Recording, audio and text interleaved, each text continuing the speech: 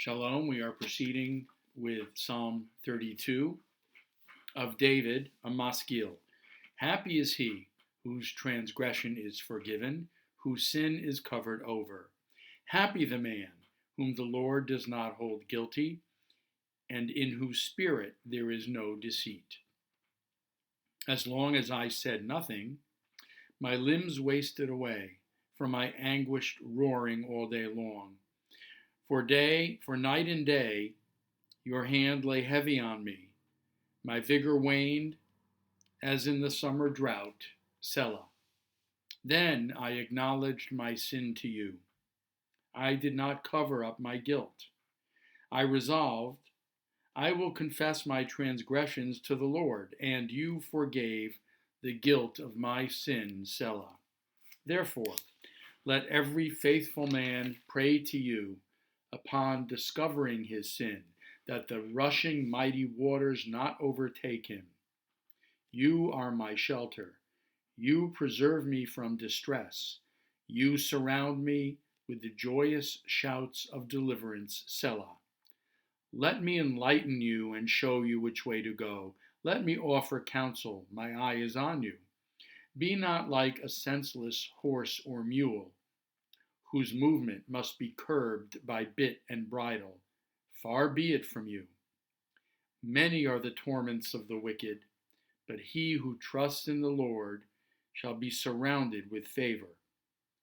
Rejoice in the Lord and exult, O you righteous. Shout for joy, all upright men. We have here the interchange of Hebrew words that refer to happiness. The first is the word ashrei. Ashrei nesui pesha. Happy is he whose transgression is forgiven. And the other word for joy or happiness is simcha. Simchu vadonai vegilu tzadikim. Rejoice in the Lord and exalt. Gilu is also another Hebrew word for joy and exaltation. And the idea of joy or happiness in this psalm is interesting because it takes on a moral and an ethical or spiritual dimension.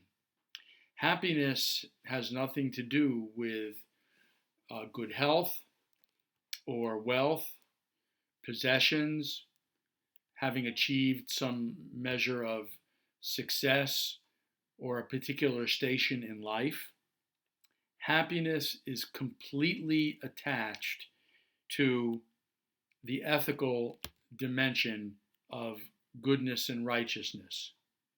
The psalmist says that when a person knows that his or her transgression has been forgiven, that's when that person can really experience true happiness. Happy the man, the psalmist says, whom the Lord does not hold guilty, and in whose spirit there is no deceit. In other words, he is not hiding anything from God. He is not deceiving himself or God. If he has done something wrong, or if he feels that he has moral shortcomings, he fesses up to it, he owns up to it, and deals with it. He then turns to God and asks for forgiveness. He changes his ways and knows at some point that God has indeed forgiven him. And at that point, it's as if something clicks within the person's soul. What clicks is a kind of a switch that shuts on a flood of happiness, of relief, of joy, knowing that he is right with himself and that he is right with God.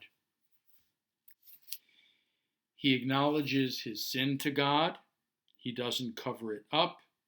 He confesses and then is able to achieve a kind of happiness. He also doesn't keep this insight to himself.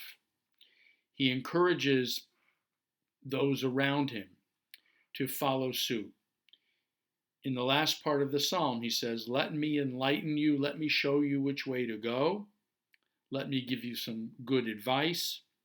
Don't be like a mindless animal who is led along whatever path its leader or owner or human decides to lead it on. Don't be a mindless follower. Instead, be mindful about your own moral and ethical life. Understand that you have things about you that can be improved. Understand that there are times when you miss the mark. And knowing that, you can turn to God for forgiveness and for understanding. And knowing that God is there to grant you this atonement, that knowledge in itself can bring great relief and great joy. Right now, as we continue to deal with and try to understand and grapple the enormity of what is going on around us with COVID-19, it might be natural or easy to slip in a kind of complacency that tells us that as long as we are safe or free from the virus, as long as we have enough money, as long as we have an income, as long as we have food, as long as we have our needs met, as long as we can connect with one another on the computer or on Zoom or by telephone, as long as all these things are in our corner, we can be happy in some way, that we can feel that our physical needs are met, that our emotional needs are met, and in that knowledge, we can somehow find happiness. The psalmist thinks otherwise. Happiness goes far beyond whether we are comfortable, whether we have our needs met, whether we are safe, whether we are healthy. Joy comes with an inner spiritual certainty that we are doing the best we can to be good people, to avoid sin and transgression, but even when we miss the mark, knowing that we can point out to ourselves the fact that we've gone off the path, that we can straighten ourselves out, return to a path of good living, know that God is there to stand right by our side, cut us some slack, and forgive us when we mess up.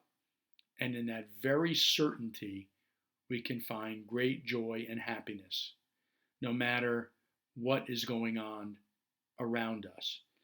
It's hard to believe that with all the suffering in the world, we can be happy in spite of it all.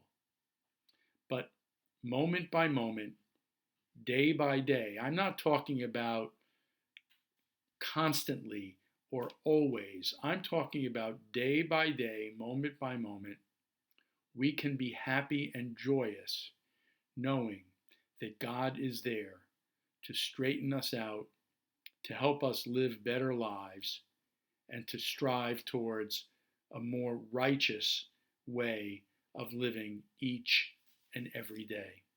Thank you.